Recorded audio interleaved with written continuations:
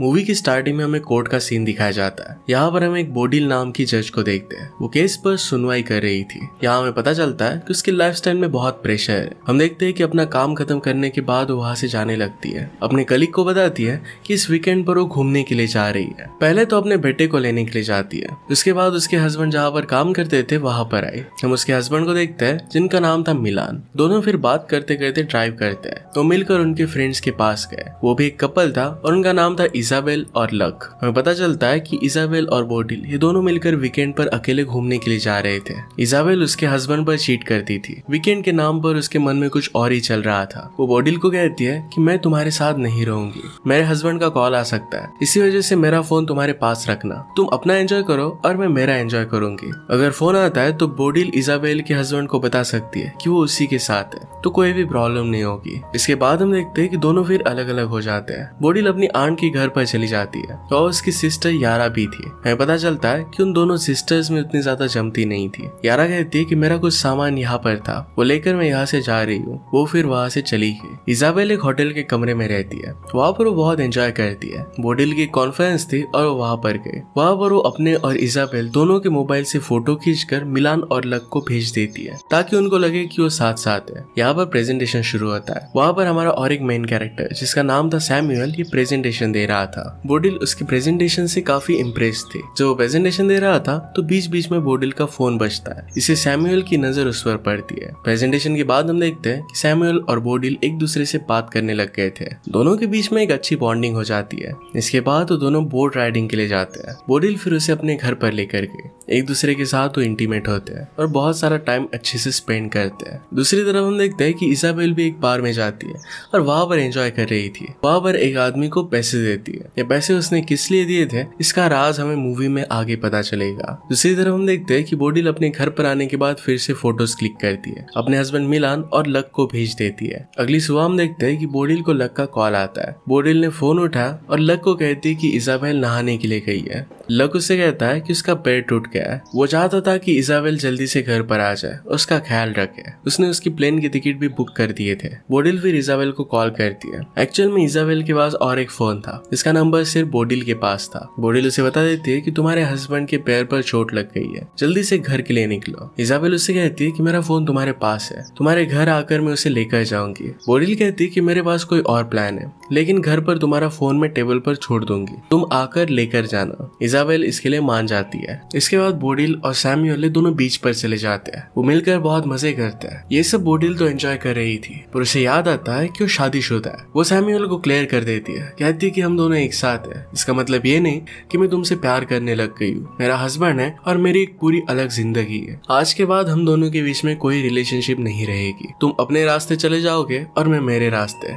इस बात पर सैमुअल थोड़ा सा उदास होकर वहां से चला जाता है। इसके बाद बोडिल जब अपने घर पर आती है तो देखती है तो वहां पर बहुत सारा खून गिरा हुआ था। घर का सारा सामान बिखरा हुआ है। वहां पर वो इजाबेल की बैग देखती है तो काफी डर जाती है। डायरेक्टली पुलिस को कॉल करती है। जब पुलिस आते हैं तो बोडिल के साथ पूछताछ करने लगते हैं। बोडिल झूठ कहती है कि इजाबेल और वो साथ में ही थे, लेकिन कुछ काम से वो बाहर चली गई थी। जैसे ही घर पर आए तो ये सब देखा। पुलिस यहाँ से ब्लड सैंपल वगैरह इकट्ठा कर चले जाते हैं। पुलिस के जाने के बाद बोडिल मिलान को कॉल कर बुला लेती है। कहती है कि तुम लक को भी लेकर आना। बोडिल वही होटल में जाता है जहाँ पर वो रुकी थी ताकि वहाँ से कुछ इन्फॉर्मेशन निकाल पाए। वहाँ उसे कुछ भी पता नहीं चलता। इसके बाद उसे बार में बुलाती है जहाँ पर वो गई हुई थी। वो बहुत परेशान हो जाती है क्योंकि अगर इजाबेल का पता नहीं चला तो सारा शक उसी पर आएगा। शाम को मिलान और लक आ जाते हैं। अगले दिन जब पुलिस आए तो सबको बताते हैं कि हमने ब्लड सैंपल की जांच की थी, हमें पता चला कि ब्लड इजाबेल का नहीं है। जब हमने उसका फोन ट्रेस किया तो हमें पता चला कि उसका फोन पूरे दिन भर घर पर ही था।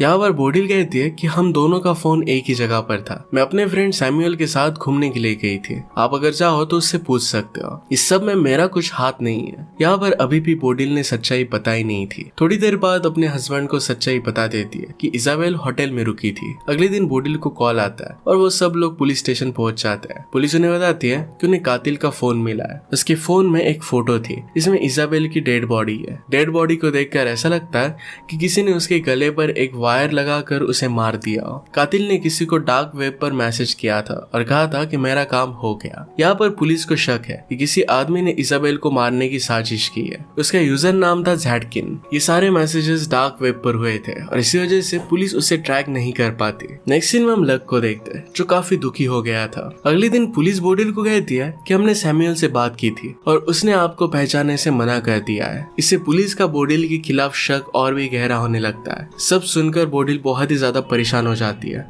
और अंदर से टूट जाती है। नेक्स्ट हम देखते हैं कि बोडिल के घर पर एक कुरियर आता है। इसके अंदर एक बुक थी। ये बुक लक ने लिखी हुई थी। यहाँ पर बोडिल बहुत परेशान थी और इस बुक को नहीं पढ़ती। ये किताब छोड़कर वो चली जाती है। जब रात में सब लोग मिलकर डिनर कर रहे थे तो यहाँ पर लक भी था। अपनी पुरानी बातों को याद कर रहा था। इजाबेल ने उसे जो मैसेज किए थे ये वो दिखा रहा था। वो बहुत ही ज्यादा दुखी था। यहाँ बोडिल उसे सारी सच्चाई बता देती है कि इजाबेल उसके साथ नहीं थी। वो अलग अलग होटल में रह रहे थे। अगले सीन में हम देखते हैं कि बोडिल ने न्यू लॉयर हायर किया था। वो लॉयर को सारी सच्चाई बता देती है। वहाँ पर लॉयर उसे कहता है, देखो अगर तुमने अपना बयान बदला तो पुलिस तुम पर ही शक करेगी और झूठी गवाही देने के केस में तुम्हें जेल में डाल देगी। पर इस बार बोडिल ने डिसाइड कर लिया था कि पुलिस को सब कुछ सच सच वो बता देगी और ऐसा ही करती है। पुलिस ऑफिसर ये सुनकर काफी गुस्सा हो जाती है। पुलिस उसे कहती है कि हमारा सारा शक अब तुम पर ही है। क्या तुम्हें पता है कि अपना बयान बदलना कानूनी जुर्म है? बोडिल कहती है कि मैंने जो भी कहा ये सब कुछ सच है। रात को जब बोडिल सो रही थी तो वहाँ पर लक आ जाता है। उसे कहता है कि तुम अफेयर करती हो और खुद के जुर्म छुपाने के लिए मेरी वाइफ को बदनाम कर रही हो। लक बहुत ही दुखी था। वो कहता है कि मैं मेरी वाइफ से बहुत प्यार करता था और इसकी जाने की वजह सिर्फ तुम हो। बोडिल बहुत डर जाती है लेकिन मिलान उसे लेकर जाता है। वो उसे कहता है कि लक अपनी सही हालत में नहीं है। वो बहुत ज्यादा दुखी है। वो जो भी कह रहा है इसे दिल पर मत लेना। वो धीरे धीरे ठीक हो जाएगा। अगले दिन इंटरनेट पर वो सर्च करती है कि सैमुअल कहाँ पर पढ़ाता है। एड्रेस मिलने के बाद वो सैमुअल को मिलने के लिए गई। उससे पूछती है आखिर में तुमने ऐसा किया क्यों? अपने बयान को तुमने बदल क्यों दिया? तुम्हारे बयान की वजह से बुरी तरीके से मैं फंस चुकी हूँ। सैमुअल ने कहा कि तुमने ही कहा था कि बाद में हम दोनों एक दूसरे के साथ नहीं है। जैसा तुमने कहा था मैंने वैसा ही किया। अगर तुम चाहो तो मैं पुलिस को सच सच बता सकता हूँ। इतने में वहाँ पर बोडिल के पास पुलिस का कॉल आता है। जब बोडिल पुलिस के पास पहुंचती है तो पुलिस उसे एक वीडियो दिखाती है। वीडियो के अंदर हमें पता चलता है कि इजाबेल और एक लड़की है। दोनों आपस में इंटीमेट हो रहे थे। इजाबेल लेस्बियन थी और लक के साथ खुश नहीं थी। जब बोडिल दूसरी लड़की की शक्ल देखती है तो बहुत ही सरप्राइज्ड हो जाती है। ये वही लड़की थी जिसे इजाबेल ने एज अ सिस्टर इंट्रोड्यूस किया था। तो उसकी सिस्टर नहीं थी तो उसके साथ उसका अफेयर चल रहा था। उसका नाम यारा था। पुलिस को लगता है कि यारा ने उसका मर्डर किया होगा, इसलिए उसका पासवर्ड अपने पास रख लेते हैं ताकि वो देश से बाहर ना जा सके। नेक्स्ट सीन में हम देखते हैं कि बोडिल लक से मिलने के लिए जाती है। उसकी दिमागी हालत अब सही नहीं लग रही थी। उसे समझाने की वो कोशिश करती है पर लक बहुत दुखी था। वो कहता है कि मैं इजाबेल से बहुत प्यार करता था, फिर भी उसने मेरे साथ ऐसा किया क्यों? वो बहुत दुखी हो जाता है। बोडिल भी इस बात से दुखी होती है। जब वो और मिलान किचन में जाते हैं तो अपने में ही खो जाते हैं जैसे कुछ हुआ नहीं था। अगले दिन हम देखते हैं कि यारा बोडिल से मिलने के लिए आती है। कहती है कि मुझे इस देश से बाहर जाना है, लेकिन उसके पास पासपोर्ट नहीं था। बोडिल को एक डिवाइस देती है। किसी को बेहोश करने के लिए इसका यूज कर सकती है। बोडिल ने पूछा कि मुझे इस डिवाइस की जरूरत क्या है। यारा उसे कहती है कि जिस घर में मर्डर हुआ था ये घर तुम्हारा है। शायद इजाबेल को नहीं तो तुम्हें मारने के लिए कोई आया होगा। तुम्हें अपने खुद का ख्याल रखना चाहिए। बोडिल को ये बात सच लगती है। उसे लगने लगता है कि उसके जान के पीछे कोई है। वो डिवाइस अपने साथ रख लेती है। इसके बाद उसे हमेशा लगने लगता है कि उसके जान के पीछे कोई है। वो डिस्टर्ब हो जाती है और बहुत सारी दवाइयां भी लेती है। जब शाम को बोडिल को उसके बेटे का कॉल आता है, वो कहता है कि उसे किसी प्रोजेक्ट के लिए कुछ फाइल्स की जरूरत है, तो पापा के लैपटॉप में देखो। जब फाइल्स ढूंढने के लिए बोडिल ने अपने हस्बैंड का लैपटॉप देखा तो उस लैपटॉप में एक उसे वीडियो मिलता है। ये उसका खुद का था। यहाँ पर पता चलता है कि घर का सीसीटीवी कैमरा उसने लैपटॉप पर अटैच किया है। इसमें बोडिल और सैमुअल की सारी अच्छी बातें थी। साथ में पिछले कुछ टाइम की वीडियो भी थी। इसमें वो जिसके साथ इंटीमेट हो रही थी इसके वीडियोस थे। उसे पता चलता है कि मिलान काफी समय से उस पर नजर रख रहा है। शायद उसने सैमुअल के साथ वो इंटीमेट हुई थी ये वीडियो भी देख ली हो। उसे लगता है कि उसके पति ने ही सब कुछ किया हुआ है, वही उसे मारना चाहता है। ये सब देखने के बाद उसे अपने बेगुनाही साबित करने की अपॉर्चुनिटी मिलती है। वो लैपटॉप लेकर तुरंत ही पुलिस के पास पहुंच जाती है ताकि वो बता सके कि जब मर्डर हुआ था तो वो सैमुअल के साथ थी। जैसे वो लैपटॉप ओपन करती है तो देखती है तो सारी वीडियोस किसी ने डिलीट कर दी थी। वो डर जाती है और पुलिस के सामने कहने लग जाती है कि प्लीज मुझे अरेस्ट कर लो, मेरी जान को खतरा है, कोई मुझे मारना चाहता है। पुलिस कहते हैं कि इस तरीके से हम तुम्हें अरेस्ट नहीं कर सकते। उसे वहां से जाने के लिए कहते हैं। बोडिल फिर अपने घर नहीं तो सैमुअल के घर पर जाती है। सैमुअल उसे शांत करता है। वो सैमुअल का घर देखने लग गई तो उसे पता चलता है कि सैमुअल के घर पर एक पियानो है। पियानो का एक वायर टूटा हुआ था। इजाबेल की डेथ भी वायर की मदद से की गई थी। इजाबेल बहुत ज्यादा डर जाती है। उसे लगता है कि सैमुअल ने शायद बोडिल को मारा होगा। वो डर कर तुरंत वहां से चली जाती है। वहां उसे सैमुअल के घर के बाहर मिलान मिल जाता है। मिलान उसे कहता है कि तुम किसी के साथ भी रिलेशनशिप रखो, मुझे इससे अब कुछ भी फर्क नहीं पड़ता। इसके बाद वो घर पर आता है। बोडिल बहुत ही स्ट्रेस में थी। अभी भी उसे लगता है कि उसका हस्बैंड ही मर्डरर है। मिलान उसका स्ट्रेस दूर करने के लिए उसे नींद की गोली देता है, लेकिन बोडिल इसको नहीं लेती। चालाकी से अपने मुंह में रखती है और मिलान के जाने के बाद इसे निकाल लेती है। अभी तक उसे किसी पर भी भरोसा नहीं था। उसे लग रहा था कि उसका हस्बैंड गोली देकर उसे मार डालना चाहता है। जैसे ही वो बाहर आती है तो देखती है कि लक ने बहुत सारी नींद की गोलियां ली थी। उसे लगता है कि उसके पति ने ही लक को मारने की कोशिश की है। बोडिल फिर यारा ने उसे जो डिवाइस दिया था इसकी मदद से अपने हस्बैंड को बेहोश कर देती है। पुलिस को फिर फोन करने के लिए जाती है। उसे लगता है कि उसके हस्बैंड ने सब कुछ किया है। मिलान उसे समझाने की कोशिश करता है कि उसने ये सब नहीं किया, पर उसकी बात नहीं सुनती।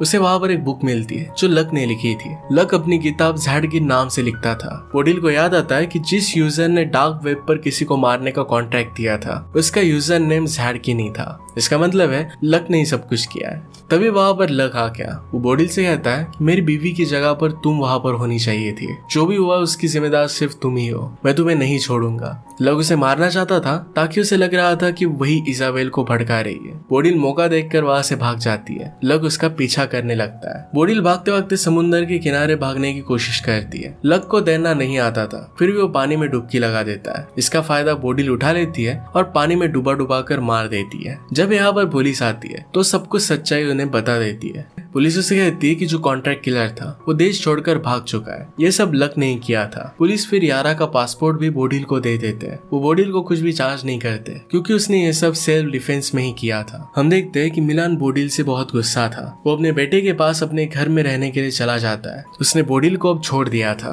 बोडिल लक की बुक में एक एड्रेस देखती है। वो होटल का एड्रेस था। नेक्स्ट सीन में फिर यारा को पासपोर्ट देने के लिए उसके होटल में गई। उसे पता चलता है कि यारा ने होटल छोड़ दिया है और अपने प्राइवेट एयरपोर्ट पर गई है। जैसे वो एयरपोर्ट पर जाती है तो देखती है कि यारा किसी लड़की के साथ है। वो लड़की और कोई नहीं तो इजाबेल ही थी। ये सब देखकर बोडिल बहुत कंफ्यूज हो जाती है। यारा और इजाबेल फिर मिलकर पूरी कहानी उसे बताती है। इजाबेल उसे बताती है कि एक दिन जब मैंने लक का लैपटॉप चेक किया था तो लक ने तुम्हें मारने के लिए $20,000 दिए थे। इजाबेल को डार्क नेट का कातिल अब पता चल चुका था तो उसने दुगनी कीमत देकर उस आदमी को कहा कि देश छोड़कर चले जाओ। उसने फिर यारा से मिलकर साजिश रची। उन्होंने जानबूझकर एक झूठी मर्डर मिस्ट्री क्रिएट की ताकि लक से वो छुटकारा पा सके। उन्होंने सारी फेक फोटोज निकाली थी ताकि पुलिस को लग सके कि इजाबेल की डेथ हो चुकी है। डार्क नेट की आईडी भी उन्होंने ही क्रिएट की थी। बोडिल के घर पर पार्सल भी उन्होंने ही सेंड किया था ताकि बोडिल जब इसे पढ़े तो पुलिस को सब कुछ बता दे। उन्हें पता था कि अगर उन्होंने बोडिल को सब कुछ पहले ही बता दिया